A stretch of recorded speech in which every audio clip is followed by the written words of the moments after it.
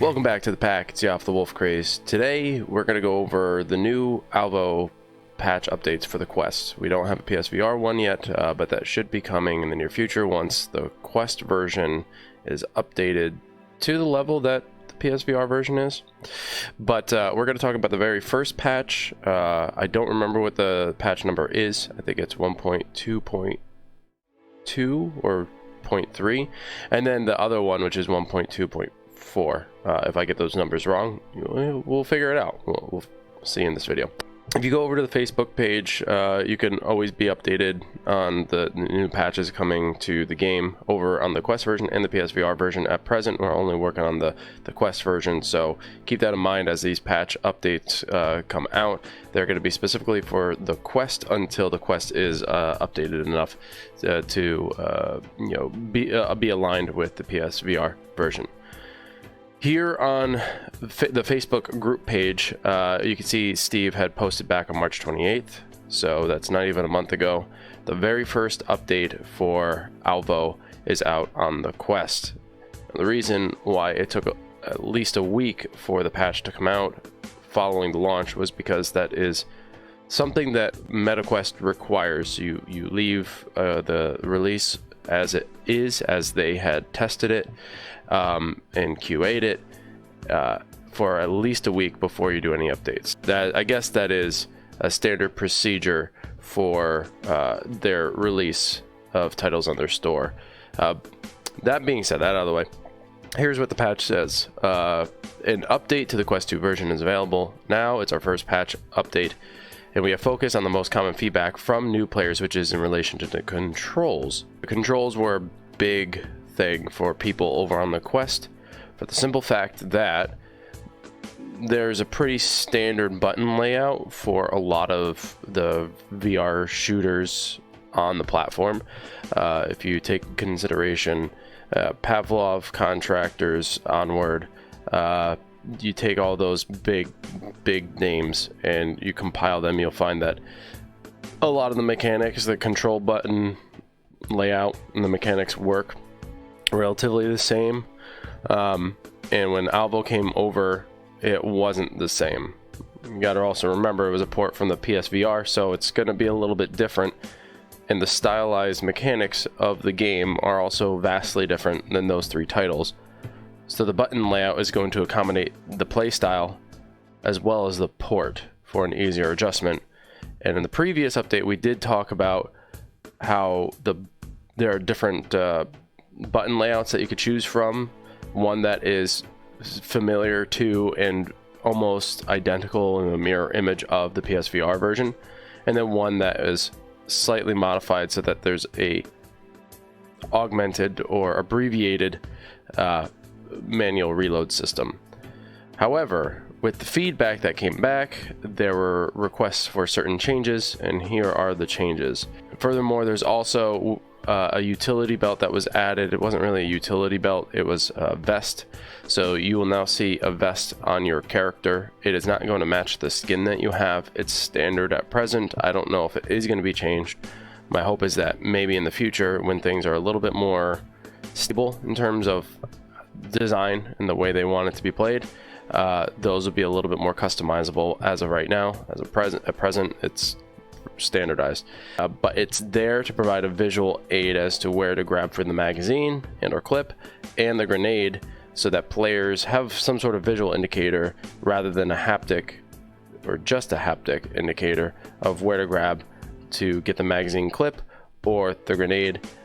This has been adjusted and changed in the next update, where those two items, the two visual indicators, are actually adjusted on the vest so that they're easily grabbed and accessible, as opposed to some of the issues that came about from the original placement, but we'll get into that. Standardized inputs across all control configurations were also added. All this was being done to make sure that the game runs easier for everybody. It's easier to pick up. It feels more familiar to players, veterans of the platform. So hopefully this will be a little bit more immersive and a little bit more satisfying to people just picking it up who are more familiar with, the standard practices of VR shooters on the platform already. Here we will see below are the major control updates. Before the jump button was stuck to the left trigger, I believe, of the Quest controllers. This is what it says: jump via right analog press and crouch slide prone via the A button, which is all on the right hand side. So the direction movement of the thumbstick will also be the jump. So where the left is to move like forward, back, left, and right, the right thumbstick is to look around. That button, or that thumbstick, is going to be your jump button. Now, to slide or jump and slide maybe in mid-air, you're going to have to move your thumb from the thumbstick to the A button, which is just below the thumbstick. It sounds like it'd be tedious, it sounds like it'd be complicated, and you wouldn't be able to do it fast enough, but plenty of practice and time was put into it to see if that sort of playstyle could be accommodated, and it can be, especially because I'm one of those players who will jump and slide through a window or jump and slide into smaller spaces. I have practiced it time and time again, and at first it felt a little clunky for maybe the first 3 times, and then afterwards it was fine. Jump has been moved to the right analog stick, and crouch, prone, slide is all moved to the A button by default. For the motion rifle controls, the right analog press has been added as the jump, but the left trigger remains the same. So it was originally designated to the left trigger, so the left Quest trigger, as a jump. That still stays in place. So you can actually use both simultaneously. You could use the left trigger and the right thumbstick within the same button layout, and it still works. It all depends on what you're most comfortable with. Sometimes I find myself jumping with the left trigger. That's just how it is. With dual wield, it's only the right thumbstick, but we'll get to that. But for motion rifle, if you're running around and you got both hands on the gun, you can jump with the left trigger, or you can jump with the right thumbstick. Static rifle, this is where things might have changed and might be a little uncomfortable for people who are using the static rifle button layout. The right grip is to reload now, and left trigger stays as the jump. So pretty much now the static rifle is reload is moved to the right grip. So I tried it. Feels a little weird to me. Let me know how you feel about it. I personally don't necessarily like it in the right grip position, but I'm not using static rifle method anyway. I'm a motion rifle kind of player. That's the way I play the game via the Quest. So it's not going to bother me too much. But if you run with a static rifle button layout, please let me know. Does the right grip feel right for the weapon reload, or is it a little clunky? Give me your thoughts below. Dual wield, grab, grenade, and knife changed to left grip and right grip. Before it was the A and X button. I believe the X button is on the bottom on the left controller. That was the original grab. People said that's just unnatural, doesn't make sense. So that was changed to the grips. So now the grips are to grab the grenade and also to grab the knives off of your shoulders. They also said, we know some players prefer crouch with right grip and would be adding an option to switch it back. So the original button layout allowed you to crouch via the right grip. That's going to stay in the game. You'll be able to switch it back. So adaptability and accessibility. Other changes, so the utility belt, i.e. the vest, has been added. It's a visual indicator, kind of helps you know where the placement of things are, so that you can grab the magazine clip and grenade. We talked about that. Refined grenade and magazine grab area. This was set a little too high initially, so when people went to go grab the grenade, they grabbed the butt end of their gun, and it would automatically put their hand to the front of the gun, because now you're grabbing the gun as an object, so it's going to set your hands into that place. In the next update, it was actually lowered, but at least for this, the area was refined. Before, it was a little too grandiose. The area in which you could actually grab the clip slash magazine or the grenade, it was a little too large, and you would accidentally grab the item without intending to while you were just playing. So they condensed the zone to a more focal point, making it a little bit more precise and easier for all the players. Improvements to matchmaking and team balancing in TDM and S&D. This is always an ongoing thing. There are issues that come about when it comes to matchmaking per the server, and also just matchmaking in the game and how that's written algorithmically. It's always being refined. In fact, I think it was refined again in the patch following this one. So just know that the team is always on it. They're always looking at it, and they're always looking to refine it and make it the best experience possible and match people up evenly. Improve left-hand support from controls. This is always another focal point. Same thing was over on the PSVR. A lot of time went in to make sure that left-handed players could play effectively and comfortably. Option to turn off artificial turn. This was a big one. Artificial turn was moving the thumbstick to look around. Some players don't like using thumbsticks to look around. They like to physically move around. Now, you could technically do that already. It's not that the artificial turn was necessary to use, but what players found who don't like using artificial turn, when they hit the thumbstick, they would be turning in real life and then accidentally turning in a different direction, and it was jarring and it was a problem. So they gave players the option to turn the artificial turn off, so now they can move in space, and if they accidentally hit the thumbstick, they don't have to worry about that jarring effect. Hand-based movement now tracking the offhand. So when you're running around and you're trying to move in space, before it was tracking the right hand. So if you wanted to move right, you would have to move right with the hand, or move left. You could do that with the head tracking as well. You could look one way or look the other. The problem was, as you were moving with the hand tracking method, you would end up turning your gun away from the enemy. So you're trying to strafe left or right, and ultimately it moves your gun away from the enemy. So now it's moved to the offhand, which it still moves the gun away from the enemy, but it's a little bit more natural. It's almost like you're moving to get out. So if you play the PSVR and you've used the aim controller, you know that that's the standard practice. The front hand or offhand is always the one that should do the tracking, not the backhand. So this has been fixed. Settings can now be accessed during match voting and countdown. This was a big thing. This is more like a quality of life thing. It's not really a significant update, but it was one that people wanted, and it's a good quality of life update. Bots stay in lobbies until players join. This has actually been increased. For this patch, it was increased, I think, till about 8, and then in the next patch it dropped down to 6, so that was adjusted. But still, there would be bots rather than it being a 2v1, which it was before, where like if you got 3 players in the lobby, that was it.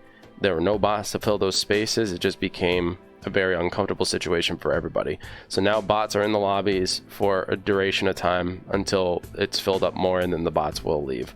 Some map fixes include like wall glitches on Monastery and Town. People who were complaining about campers utilizing those glitches and not really cheating, but still kind of cheating. You know what I'm saying? Those people who know the exploits and use them. Come on, that's cheating. Those wall glitches were fixed, so no longer will they be exploiting the map issues. Additional ambient sound effects were also added to all the maps. Monastery got a great one. House got a great one. If you go in and you listen, just run around the map a little bit, you can hear all the ambient noise so much better, so much more immersive. Alright, so the next update is 1.2.4. This is the more recent one. You can see that it's dated April 10th, so it was recently released. As of this video, that was 2 days ago. So it's still a relatively new update, and pretty standard patch update, I would have to say, but it's 100% like making the game much better. So in the main feature of this is the addition of the factory map. This was already on the PSVR version. So factory map is not new to the game, but it's new to the Quest version. There have been some additions to the factory map. Some of the catwalks that you could go on now have cover, whereas before they had no cover.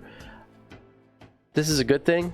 I'm gonna say it is a good thing, but it's also kind of a bad thing, because I used to pick people off on the catwalk all the time, and now I can't do that because there's cover there. So I don't know, good and bad thing. It's good overall for the map in the game. The factory map has been added, and for anyone that has played on the PSVR, you'll notice some slight layout changes. So some of those changes have been made. Also, there was a modification to the box room underneath the office in the middle portion of the map. If you've been to Factory, you know what I'm talking about. Originally, it was just a platform with boxes on it. That has been turned into more of a room. So be on the lookout for those changes, especially if you already know what the Factory map looked like prior to those changes. Other bug fixes include the max ammo perk, allowing ammo boxes to fill up and in the active magazine. So if you're running with the max ammo perk, that means that things drop to the ground. The ammo boxes drop to the ground and you're able to pick them up. And that's supposed to refill your max ammo. Well, simultaneously refilling the clip in your gun. So it was convenient because you never really had to reload. As long as you were running around with it getting kills and you were able to pick it up, you never had to reload. You could just continue to fire. Well, this has changed and it's no longer an issue. Adjusted bots to leave when 6 or more players join. So in this case, once 6 players, it could end up being a 3v3. The remaining bots are gone. So if it's a 3v2, bots are still in the lobby. It's a full lobby still, just with 5 players, and then the rest are bots. So 5 players, 5 bots. As soon as that 6th person comes in, bots are gone. It's a 3v3. Fix gunshot sound effect issue when changing weapon. This is just an audio glitch. Sometimes these happen. I'm glad that they fixed that. It could be disruptive, but not jarring. Fix team balancing issue in S&D caused by player joining mid-game. So this is another bit of information to kind of take in as a consumer. Just know that when things are changed in the game, other bugs do come about. Some things happen, and it's hard to trace back to the source. And in this case, we were able to trace it back to players joining mid-game, mid-round in Search and Destroy, which messed up the balancing. Thorough testing really helped with that. So kudos to the beta testers and kudos to the QA team looking into that and getting that fixed. Lower grenade model position on vest, increased vertical grab areas. So this is what I was talking about before about the adjustment of the visual indicators on the vest. It's changed so that some of the issues that were being caused are no longer happening. You guys can find all this information over on the Alvo Facebook page, and you can also go to the Alvo Discord. You will most likely get the information first and foremost on the Discord. Facebook group is updated, but it's not updated immediately after. So if you want the information as soon as possible, be sure to join the Alvo Discord. Secondarily, make sure you join the Facebook group. That way you can post all the stuff that you want. You can chat with people. You can get answers. I'm on there all the time trying to answer questions and give people some intel as to the direction of the game. There was questions about what kind of maps could be possible in Alvo. Answered that very vaguely. So anyway, be sure to join those. That's going to be it for this patch update. I'll see you guys in the next one. Until then, peace.